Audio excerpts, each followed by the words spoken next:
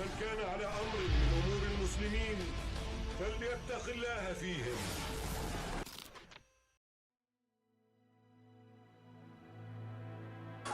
Allah Subhanahu wa taala berfirman dalam surat Al-Anbiya ayat yang pertama, A'udzu billahi minasyaitonir rajim. Iqtaraba lin-nasi hisabuhum wa hum fi ghaflatin mu'ridun. Yang artinya telah dekat kepada manusia hari untuk menghisab amal-amal mereka, yaitu hari kiamat. Iqtaraba lin-nasi hisabuhum wa hum fi ghaflatin mu'ridun. Telah dekat kepada manusia hari untuk menghisab amal-amal mereka, yaitu datangnya hari kiamat. Sementara manusia dalam keadaan lalai dan berpaling daripada peringatan-peringatan Allah Subhanahu wa taala. Rasulullah sallallahu alaihi wasallam bersabda, "Bu'istu ana wa sa'ah kahatain." Jarak waktu aku diutus ke dunia ini dengan dekatnya hari kiamat. Kahatain, Rasulullah mengisyaratkan dengan dua jarinya. Jarak waktu aku diutus ke dunia ini dengan datangnya hari kiamat, kahatain, seperti dua anak jari, sangat dekat. Nabi kita adalah Nabi yang terakhir, penutup segala nabi, Nabi akhir zaman. Dan kita yang hidup ini adalah umat yang terakhir, umat akhir zaman, di mana usia daripada zaman ini sudah sangat tua. Usia daripada dunia alam dan seisi-isinya ini sudah sangat tua, dan sudah mendekati kepada satu titik kehancurannya, yaitu hari kiamat. Kalau Nabi mengatakan 14 abad yang lalu telah dekat, Allah mengatakan telah dekat 14 abad yang lalu, seberapa dekatnya hari ini kita dengan hari kiamat? Tentu akan lebih dekat. Maka ma'asyiral muslimin rahimakumullah, satu persoalan yang perlu kita mengetahui dan memahaminya, bahwa sebelum hari kiamat terjadi akan bermunculan fitnah demi fitnah, ujian-ujian, cobaan-cobaan, kerusakan-kerusakan yang menandai dekatnya datangnya hari kiamat. Sebelum kiamat terjadi, tanda-tanda dekat datangnya hari kiamat telah dijelaskan oleh Rasulullah SAW, yaitu munculnya berbagai fitnah, kerusakan, ujian dan cobaan, ya, yang akan menimpa manusia dan akan menimpa agama. Sementara kondisi kaum muslimin ketika itu, wahum fi ghaflatin mu'ridun, ketika fitnah-fitnah itu datang, cobaan-cobaan itu datang, kerusakan-kerusakan itu datang, mereka dalam keadaan lalai dan berpaling daripada peringatan-peringatan Allah Subhanahu wa taala. Ma'asyiral muslimin rahimakumullah, Rasulullah SAW dalam banyak sekali hadisnya yang membahas tentang fitnah, kerusakan, ujian-ujian akhir zaman, telah dengan sangat jelas menyampaikan sebagai peringatan untuk kita semua. Dan persoalan ini menjadi sesuatu yang luput untuk dibicarakan pada hari ini. Padahal kita hidup di akhir zaman, menjelang dekatnya hari kiamat. Tetapi kita lupa bahwa di zaman ini pula fitnah demi fitnah selalu bermunculan, susul menyusul. Maka oleh karena itu perlulah kita untuk mengetahui dan memahaminya, sehingga kita terhindar daripada fitnah, kerusakan-kerusakan yang akan menimpa kita dan akan menimpa agama. Rasulullah SAW bersabda dalam salah satu hadisnya yang diriwayatkan oleh sahabat Abdurrahman bin Sakhr, yaitu sahabat Abu Hurairah radhiyallahu anhu, yang diriwayatkan oleh Imam Muslim dalam kitabnya Sahih Muslim, yang disyarah oleh Imam Nawawi rahimahullah, di mana Rasulullah sallallahu alaihi wasallam bersabda, "Badiru bil a'mali shalihah, fatakunu fitanun ka fita'il laili muzlim, yusbihu rajulun mu'minan wa yumsi kafiran, wa yumsi mu'minan wa yusbihu kafiran, yabi'u dinan bi 'aradin minad dunya." Nabi menggambarkan, segeralah, bercepat-cepatlah melakukan amal-amal yang soleh, amal-amal kebaikan. Segera, karena akan datang kepada kalian fitnah-fitnah yang gelap, seperti gelapnya malam yang gelap gulita. Pagi orang beriman kepada Allah Subhanahu wa ta'ala, sore hari dia telah kafir. Sorenya beriman kepada Allah SWT, paginya kembali kafir. Ma'asyiral muslimin, jemaah salat Id rahimakumullah. Hadis ini dijelaskan oleh para ulama bahwa fitnah, cobaan hidup, ujian-ujian hidup akan datang. Disebut dalam hadis ini fitnah yang gelap, fitanun kafita'il laili mudrim. Cobaan-cobaan hidup yang datang ketika itu sangat berat, sangat-sangat berat, sehingga diibaratkan seperti gelapnya malam yang gelap gulita. Dan fitnah, ujian-ujian dan cobaan-cobaan itu ketika dia menimpa daripada kaum muslimin, jarang sekali di antara kaum muslimin yang bisa selamat daripada fitnah itu, kecuali orang yang dirahmati oleh Allah Subhanahu wa ta'ala. Akibat daripada fitnah itu, tidak sedikit kaum muslimin yang murtad daripada agamanya. Ini yang dimaksud, pagi mereka beriman kepada Allah, sore kafir. Sore beriman kembali kepada Allah, paginya kafir kembali. Ya. Yang menyebabkan mereka murtad karena yabi'u dinahum bi 'aradin minad dunya. Mereka menjual agamanya ditukar dengan dunia. Ma'asyiral muslimin, jemaah salat Id rahimakumullah. Sungguh benar apa yang telah dikatakan oleh Nabi kita Rasulullah sallallahu alaihi wasallam. Tidak sedikit secara kenyataan pada hari ini orang yang mengaku muslim, karena yang pertama berat cobaan-cobaan dalam kehidupan, karena beratnya menanggung beban kehidupan, sehingga mereka akhirnya menjadi pecundang, menjual agama ditukar dengan dunia. Yang kedua, karena mereka tak tahan menghadapi silau dan indahnya nikmatnya dunia, harta, tahta, wanita. Mereka menjadi orang-orang yang menjual agama ditukar dengan dunia. Tidak sedikit pada hari ini orang yang mengaku Islam rela menjadi kaki tangan daripada orang-orang kafir, orang-orang zalim, orang-orang fasik, dalam rangka memusuhi dan melemahkan Islam. Rela orang-orang demikian ini menjadi corong-corong mereka, menjadi kaki tangan mereka.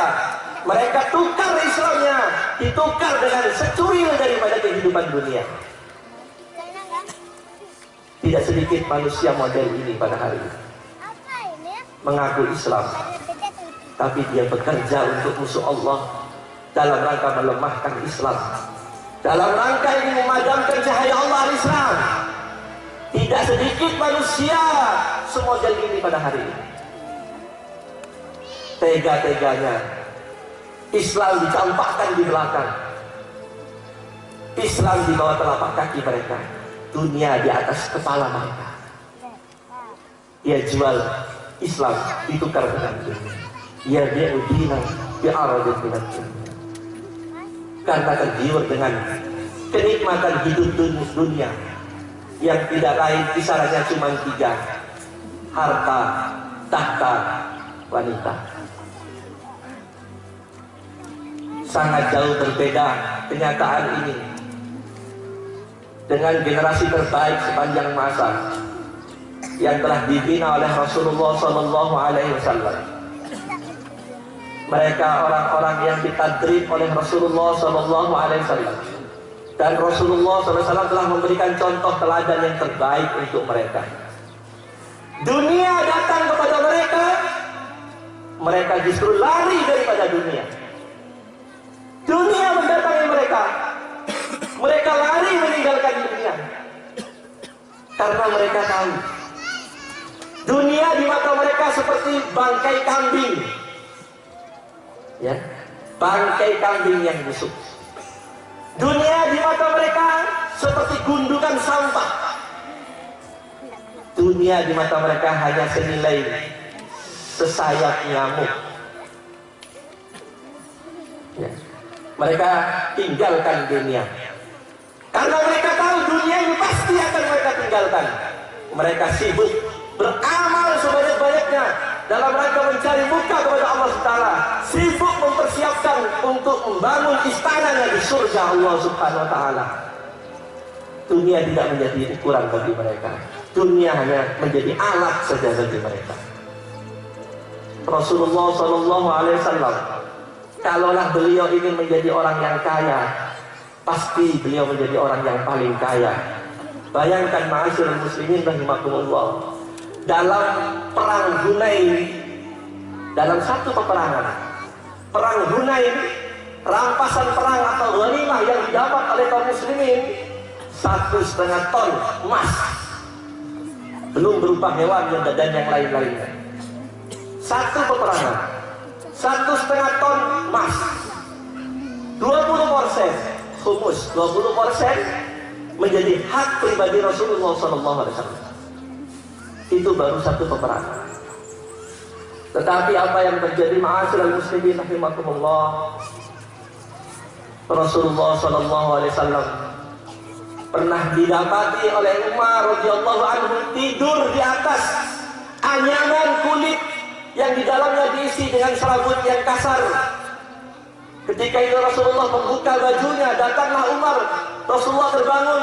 Umar melihat, ya Rasulullah, engkau seorang nabi, kekasih Allah, engkau tidur sedemikian macamnya. Sedangkan kaisar-kaisar Parsi dan Roma, mereka hidup di divan-divan, di kasur-kasur yang empuk. Apa jawaban Rasulullah? Wahai Umar, tidakkah kau rela Allah memberikan surga kepada mereka, kepada kita, dan mereka diberikan dunia yang fana ini? Tidakkah kau rela surga menjadi balasan untuk kita?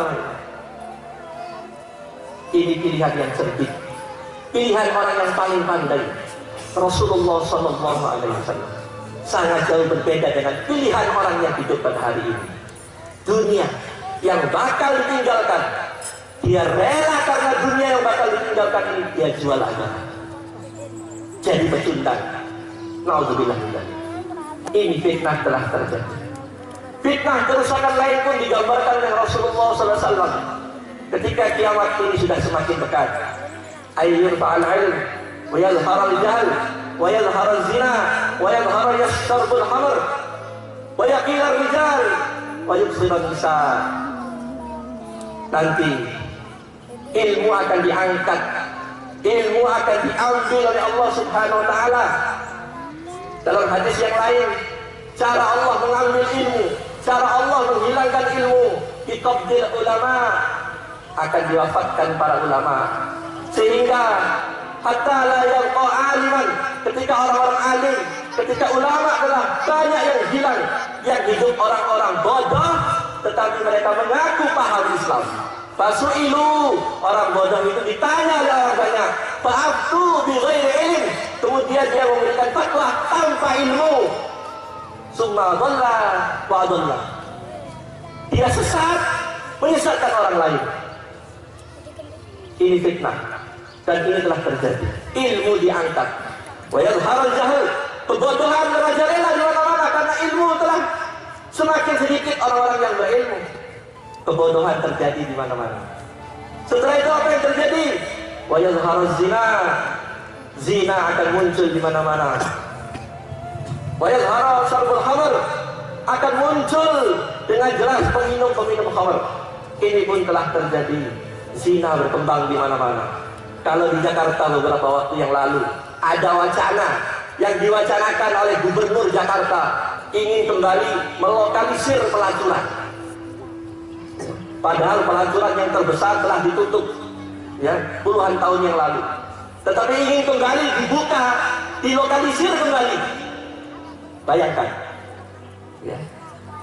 Peminum khamr kita bisa saksikan berapa banyak anak-anak kita, pemuda-pemuda kita tewas mati dalam keadaan yang hina karena meminum arak-arak oplosan. Ya. Berapa banyak ini terjadi? Muslim. Ya. Kemudian Rasulullah menyebut ketika itu nanti wayaqilur rijal wayaqsurun nisa, laki-laki sedikit, wanita lebih banyak daripada laki-laki. Sampai digambarkan dalam matan hadis yang lain, perbandingannya ketika itu 50 banding 1. Maknanya apa?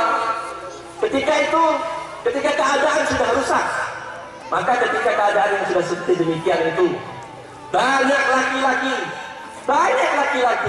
tapi laki-laki yang banyak itu bermental seperti wanita, bermental seperti perempuan-perempuan.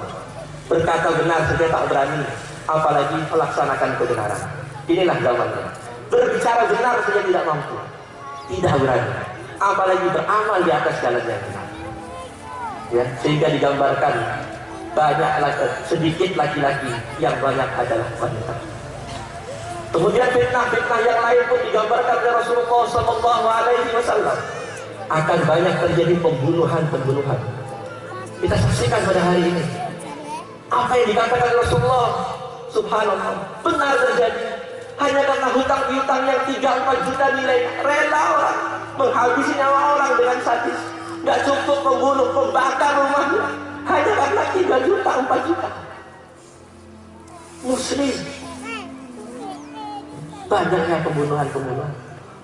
Kemudian Rasulullah SAW menyebut akan banyak terjadi nanti perilaku-perilaku durhaka dari seorang anak manusia. Idza waladatil mar'atu rabbataha, apabila budak wanita telah melahirkan tuannya. Apabila budak wanita telah melahirkan tuannya. Apa makna hadis ini? Dijelaskan oleh Imam Nawawi rahimahullah yang mensyarah daripada hadis ini, bahwa nanti akan muncul anak-anak durhaka kepada orang tuanya, anak-anak durhaka kepada orang tuanya. Ketika orang tuanya jaya, orang tuanya kaya, anaknya menjadi raja. Ketika anaknya yang kaya, orang tuanya jadi budak. Ini telah banyak terjadi. Anaknya kaya, orang tuanya jadi budak. Na'udzubillah min dzalik. Di zaman hidupnya seorang sahabat besar, Abdullah bin Mas'ud radhiyallahu anhu, pernah didatangi oleh seorang muslim. Dia datang kepada Ibnu Mas'ud yang ketika itu dia bertanya, "Wahai Abu Abdurrahman," nama kunyanya Ibnu Mas'ud Abu Abdurrahman. "Wahai Abu Abdurrahman, saya telah berhaji bersama ibu saya. Saya menggendong ibu saya melaksanakan ibadah haji sampai selesai. Saya gendong ibu saya. Wahai Abu Abdurrahman, saya bertanya kepadamu, sudahkah saya membalas kebaikan ibu saya dengan cara saya?" Apa kata Ibnu Mas'ud radhiyallahu anhu? "Wahai saudaraku, ketahuilah, satu jeritan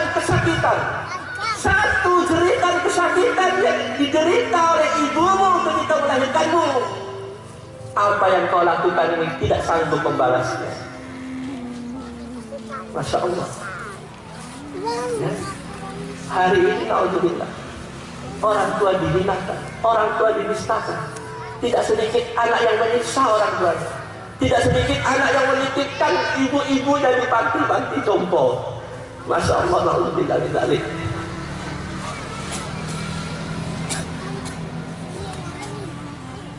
Ma'asyiral muslimin, jemaah rahimahumullah. Inilah perilaku yang rusak. Inilah fitnah-fitnah yang digambarkan oleh Rasulullah SAW.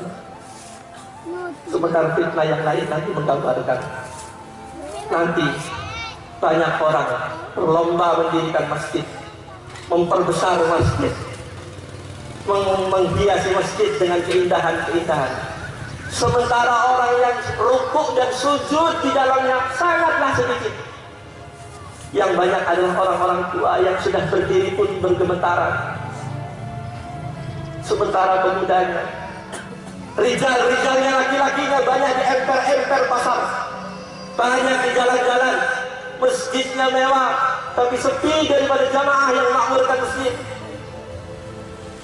Sungguh sangat berbeda dengan apa yang dialami oleh Rasulullah dan para sahabatnya. Rasulullah ketika itu membina masjid, lantainya pasir, lantainya tanah, atapnya ilalang, tiang-tiangnya pelepah kurma.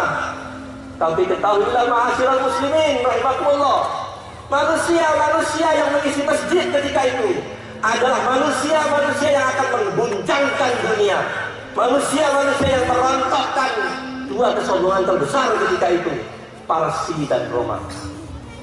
Masjidnya dari tanah, tapi manusia-manusianya orang-orang yang akan menggoncangkan dunia, yang akan merontokkan kesombongan orang-orang kafir. Sungguh sangat berbeda dengan kita yang hidup hari ini. Masjidnya mewah, tapi moralitas, mentalitas daripada manusia-manusia yang ada di masjid sungguh jauh berbeda dari generasi yang awal. Bahkan masjid pun sepi, yang banyak hanya orang-orang tua. Ini sungguh telah terjadi. Kemudian selanjutnya ma'asyiral muslimin rahimakumullah, Nabi menggambarkan ketika itu manusia tidak lagi berpikir dengan hartanya. La yubalil mar'u bima akhadhal mal amin halalin aw min haramin. Manusia tidak lagi berpikir dengan harta yang didapat, apakah didapat dengan cara-cara yang halal ataukah dia mendapatkan hartanya dengan cara-cara yang haram. Ini pun telah banyak terjadi. Berapa banyak orang pada hari ini, orangnya ganteng-ganteng, badannya gemuk-gemuk, ya, gagah, ganteng-ganteng, gemuk-gemuk, kaya-kaya, tetapi mereka jadi koruptor. Karena apa? Mereka berpikir dalam mencari harta, yang penting dapat. Tidak pernah berpikir halalkah atau haramkah harta yang saya dapatkan. Prinsip mereka, mensana in corpore sano, dalam badan yang sehat terdapat jiwa yang sehat. Ini kata orang kafir dipegang oleh mereka, sehingga mereka berusaha untuk menjadi sehat badannya, tidak memperhatikan hatinya. Badannya diusahakan sehat, hatinya rusak karena memakan makanan yang haram, sehingga orang-orang seperti itu menjadi penghuni penjara. Karena apa? Makan uang haram, menilep uang rakyat, menzalimi hak orang. Orang tidak lagi berpikir dengan harta yang dicari. Padahal perut kaum muslimin adalah perut yang paling halus, perut yang paling bersih. Sedangkan orang kafir, orang yang paling kotor. Ya. Walladzina kafaru yatamatta'una wa yaquluna kama ta'kulul an'am wan naru maswan lahum. Orang kafir hidupnya hanya untuk bersenang-senang, dan kalau mereka makan seperti makannya binatang. Binatang dia tak tahu mana bersih mana kotor, semua masuk ke dalam perutnya. Muslim tidak demikian. Tentukan dulu halal, baru berpikir baik. Jangan hanya berpikir baik, halal dicampakkan. Nauzubillah min dzalik. Tapi kenyataan banyak terjadi pada hari ini. Kemudian fitnah yang lain disebutkan oleh Rasulullah SAW. Sinfani min ahlin nari lam arahuma qaumun ma'musiyatun ka'aznabil baqar yadribu bihan nas wa nisa'un kasiyatun 'ariyatun mumilatun ma'ilah la yadkhuluna al-jannah. Akan muncul nanti al-gozo, kaki tangan penguasa zalim, yang mereka itu dalam rangka melaksanakan perintah tuannya menzalimi orang-orang yang lemah. Digambarkan dalam hadis ini. Hadis ini hanya kiasan. Mereka menegong cambuk seperti ekor-ekor sapi. Yadribu bihan nas, mereka memukul manusia dengan cambuk-cambuk itu. Maknanya apa? Al-gozo. Aparat-aparat zalim ini bekerja untuk menguasa, menindas, menyakiti, menzalimi orang-orang lemah. Ini telah dikatakan oleh Rasulullah SAW. Kemudian akan terjadi pula nisaun kasiyatun ariyatun mumilatun mailah la yadkhuluna jannah. Akan terjadi wanita-wanita yang berpakaian tapi telanjang. Wanita-wanita yang berpakaian tapi telanjang. Mereka berpakaian, tapi Nabi mengatakan mereka telanjang. Hadis ini dijelaskan oleh para ulama bahwa wanita-wanita yang demikian itu yaitu mereka yang berpakaian, pakaiannya ketat. Yang pertama, pakaian yang mereka pakai itu ketat, membentuk tubuh mereka. Dan yang kedua, pakaian yang mereka pakai itu sangat tipis, sehingga kulit mereka dapat terlihat dari luar. Ya. Misal kasiyatun ariyatun, yang mereka itu berjalan melenggak-lenggokkan pundak dan pinggulnya, menimbulkan fitnah bagi laki-laki. Pakaiannya ketat, berjalan meliuk-liukkan, melenggang-lenggokkan pinggulnya di hadapan manusia-manusia. Orang yang demikian ini, kata Rasulullah SAW, la yadkhuluna jannah, tidak masuk surga. Bahkan di hadis yang lain, padahal kata Rasulullah, bau surga itu dapat dicium dari perjalanan yang sangat jauh. Mencium saja baunya surga. Orang yang seperti ini tidak dapat. Siapa mereka? Wanita-wanita yang berpakaian tapi telanjang. Maka kepada suami-suami, jagalah istri-istri Anda. Jangan sampai istri Anda menjadi wanita yang berpakaian tapi telanjang. Rasulullah SAW telah melihat, diperlihatkan oleh Allah Subhanahu Wa Taala melalui malaikat Jibril, siksaan umat yang dialami oleh umat Rasulullah. Wanita dibakar di neraka jahanam, kepalanya di bawah, kakinya di atas dalam keadaan telanjang, dibakar mulai dari ujung rambutnya sampai ke ujung kukunya. Sehingga Rasul bertanya, wahai Jibril, apa dosa umatku yang dilakukan sehingga dibakar seperti itu?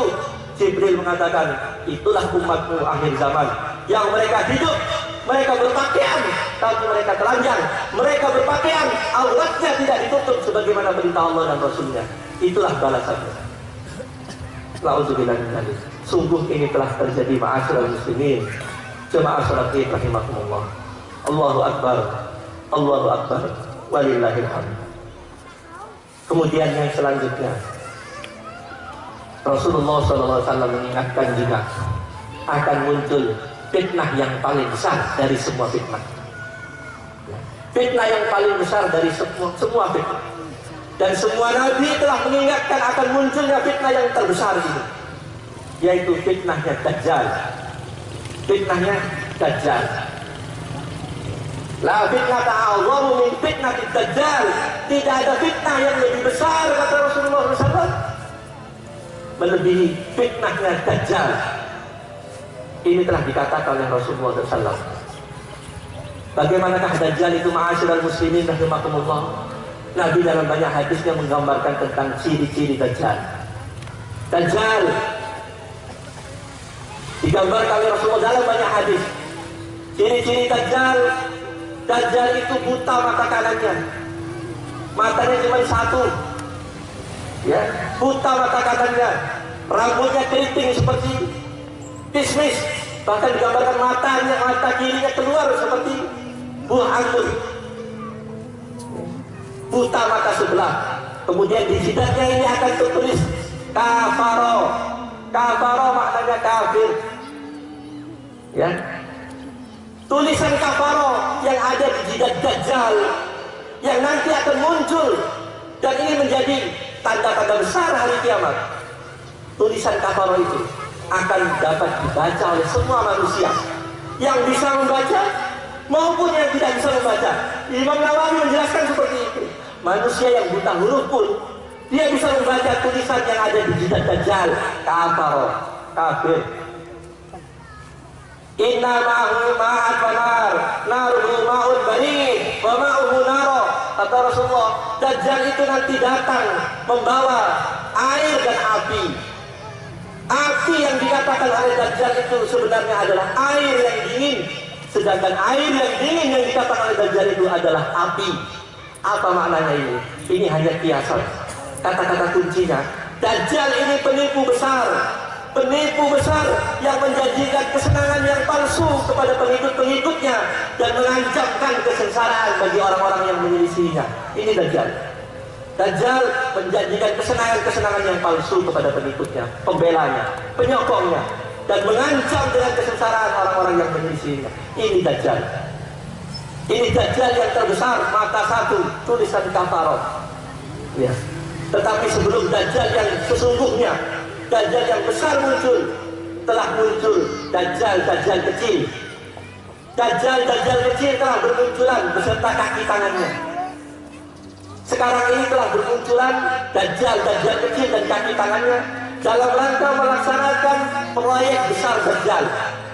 Cita-cita Dajjal terbesar akhir zaman itu apa?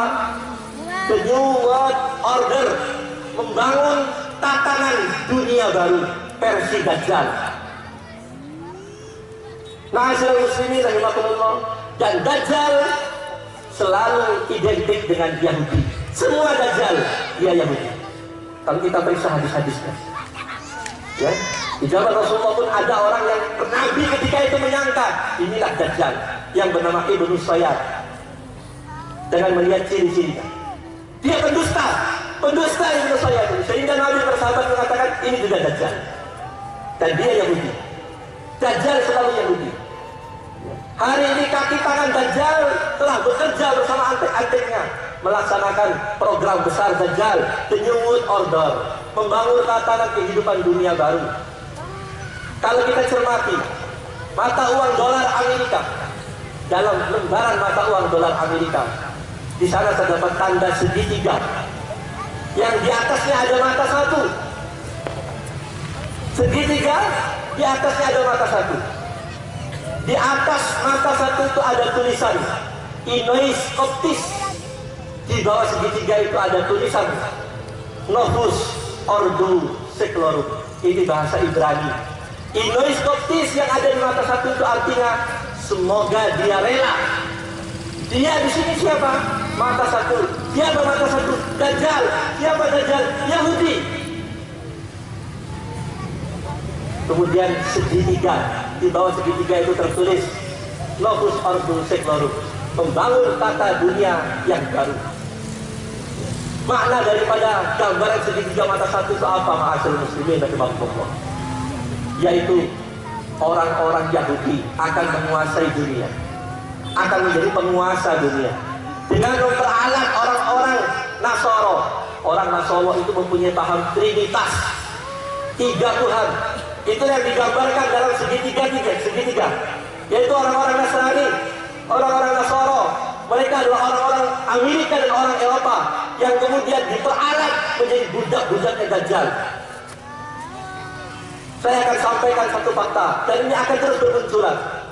Ya, arsitek daripada perang Irak yang merancang untuk menginvasi Irak, ketika itu penguasa militer Amerika seorang Yahudi namanya Donald Rumsfeld.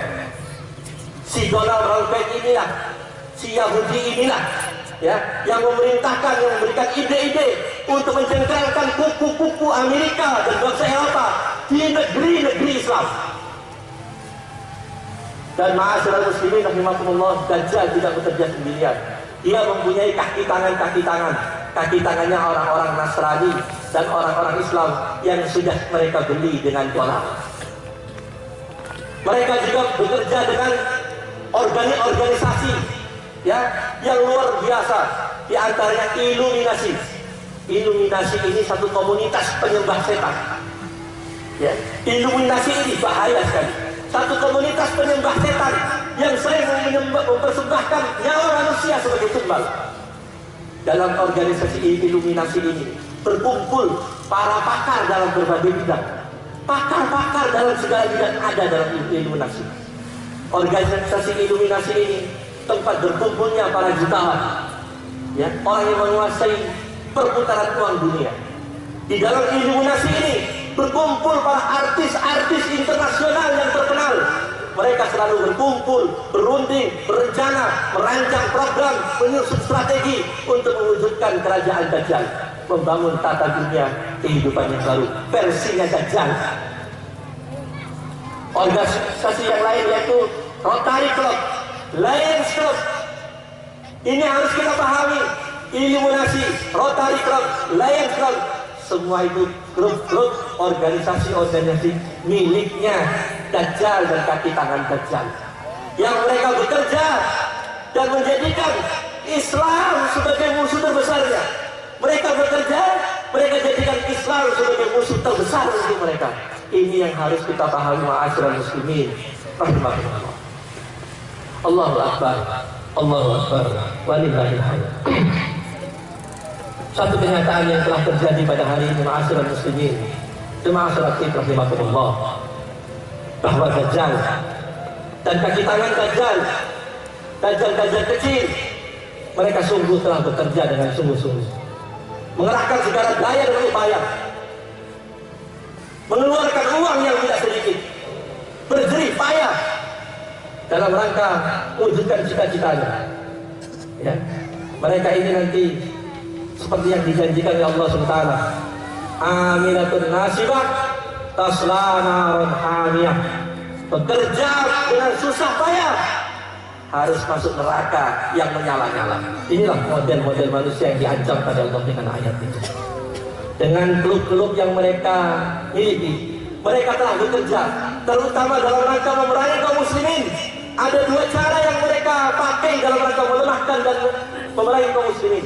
Yang pertama yaitu dengan kekuatan fisik, peperangan fisik atau peperangan militer. Yang kedua dengan peperangan pemikiran, perang konsep atau yang disebut dengan ghazwul fikri. Dua-duanya ini telah terjadi. Dengan kekuatan fisik, Dajjal dan kaki tangannya telah menjajah negeri-negeri Islam, ya, memporak-porandakan negeri-negeri Islam melalui kaki tangan mereka. Lihat apa yang terjadi di Timur Tengah di hari ini, di Irak, di Suriah, di Yaman. Salibis Dajjal beserta antek-anteknya yaitu kaum Syiah di Syria membantai habis-habisan kaum muslimin di tiga tempat ini, di Irak, di Suriah, di Yaman. Bahkan sebelum itu, jauh sebelum itu, mereka telah membantai kaum muslimin Afghanistan. Ya, bahkan sampai detik ini, Dajjal dan penyokong-penyokongnya selalu mengalirkan darah anak-anak terbaik daripada bangsa Palestina, negerinya para nabi. Sampai hari ini Dajjal dan pengikutnya terus bekerja menumpahkan darah yang mulia, darah kaum muslimin. Semua manusia bungkam. Tidak ada satu manusia yang mengatakan mereka teroris. Bungkam semuanya. Na'udzubillah min dzalik. Di manakah mata, hati dan pikiran manusia hari ini? Melihat kenyataan yang seperti itu, mereka diam, bungkam seribu rasa. Na'udzubillah min dzalik. Cara yang kedua yaitu ghazwul fikri, perang pemikiran. Di negeri-negeri Islam mereka tanamkan ide-ide sesat, mereka tawarkan ide-ide batil, bahkan dipaksakan, yaitu pluralisme, materialisme, liberalisme. Di negeri-negeri Islam mereka masukkan paham-paham sesat. Lihatlah apa yang terjadi di Aljazair, lihatlah apa yang terjadi di Maroko, lihatlah apa yang terjadi di Mesir, lihatlah apa yang terjadi hari ini di negeri kita. Pluralisme mengalahkan Islam. Ini kenyataan yang orang yang mempunyai hati nurani pasti tidak bisa membantah. Bahkan di negeri kita lebih lengkap lagi, diperparah dengan munculnya aliran-aliran sesat. Aliran-aliran sesat yaitu muncul Ahmadiyah muncul, Syiah muncul aliran sesat jin, jemaah jaringan Islam liberal yang lebih menyesakkan dada kita, ma'asyiral muslimin rahimakumullah. Muncul yang terbaru aliran sesat yaitu Jemaah Islam Nusantara. Jemaah Islam Nusantara yang disingkat dengan JIN. Jemaah Islam Nusantara, JIN, telah muncul. Apa ide-ide daripada JIN ini? Ide-idenya perlu kita ketahui, ma'asyiral muslimin rahimakumullah. Ingin menusantarakan Islam. Bayangkan, ide-ide jin ini ingin menusantarakan Islam di negeri kita ini. Tahukah kita? Tahukah orang-orang awam? Mereka tidak tahu. Karena pelaku-pelakunya orang-orang penting, orang-orang hebat, pejabat-pejabat Mereka tidak tahu. Jin. Apa ide-ide batin jin? Mereka mengatakan jilbab itu budaya Arab, harus diganti dengan pakaian khas Nusantara. Jilbab budaya Arab harus diganti dengan pakaian khas Nusantara. Ya, bayangkan. Assalamualaikum itu budaya Arab, ganti saja dengan salam sejahtera supaya lebih menusantara. Assalamualaikum itu adalah budaya Arab, ganti saja dengan salam sejahtera. Bacaan Quran tidak perlu lagi memakai langgam irama Arab, ganti saja dengan langgam Sunda, langgam Jawa, langgam Flores dan lain sebagainya. Ini ide-ide batin, ide-ide gila, ya, yang diciptakan oleh jin. Bahkan mereka mengatakan tulisan Quran, tulisan Arab dalam Al-Quran itu tidak perlu. Yang penting baca saja terjemahannya, cukup, tidak perlu. Yang terakhir, supaya lebih menusantara, hapus semua istilah-istilah kearab-araban, termasuk panggilan abi, panggilan umi, hapus. Itu istilah-istilah kearab-araban, ganti saja dengan bapak, ibu, dan lain sebagainya. Ini ide-ide batin jin yang sudah dirancang. Wallahu a'lam kapan mereka akan melaksanakan. Tapi harus kita ketahui, ma'asyiral muslimin rahimakumullah, dan inilah fitnah. Inilah bagian daripada fitnah Dajjal yang kalau tidak tahu kita akan larut di dalamnya. Allahu akbar, Allahu akbar, walillahil hamd. Ma'asyiral muslimin, jemaah salat Id rahimakumullah. Satu kenyataan yang hari ini terjadi, bahwa fitnah-fitnah, kerusakan-kerusakan itu sungguh telah nyata terjadi. Kerusakan itu sungguh telah nyata terjadi. Dan apa yang dikatakan oleh Rasulullah SAW, as-sadiqul masduq, orang yang benar dan dibenarkan perkataan oleh Allah, telah terjadi semuanya. Di tengah-tengah kaum muslimin dalam keadaan lalai, wa hum fi ghaflatin mu'ridun, mereka lalai, mereka lupa dari peringatan-peringatan Allah, muncullah fitnah-fitnah yang rusak, sehingga tidak sedikit mereka akhirnya karena lalai, karena berpaling, mereka menjadi bahagian daripada sistem Dajjal, mereka menjadi alat daripada perjuangannya Dajjal di tahun-tahun yang penuh dengan penipuan, sebagaimana layaknya tahun hari ini. Dan ini sudah digambarkan oleh Rasulullah SAW. Akan muncul sanawatul khada'ah, tahun-tahun penuh tipu daya. Akan muncul sanawatul khada'ah, tahun-tahun penuh dengan tipu daya. Yukadzibu bihal shadiq, wa yusaddiqu bihal kadhib, wa yu'tamanu bihal kha'in, wa yakhunu bihal amin, wa yantiqu bihal ruhaib bida. Tahun-tahun penuh penipuan. Akan didustakan orang-orang yang baik. Orang yang baik itu akan dikatakan jahat, pengkhianat, dan lain sebagainya. Sedangkan orang-orang yang jahat, para pengkhianat, para pecundang, mereka itulah orang-orang yang bejat. Mereka itulah dikatakan sebagai orang-orang yang baik. Orang yang khianat, orang yang amanah akan dikatakan khianat. Orang yang jujur memegang amanah akan dikatakan khianat. Sementara orang yang berkhianat, para pengkhianat, ya, mereka itu akan dikatakan orang-orang yang amanah. Dan ketika itu akan berbicara ruwai bidah. Ruwai bidah. Sahabat bertanya, siapa ruwai bidah itu, wahai Rasulullah?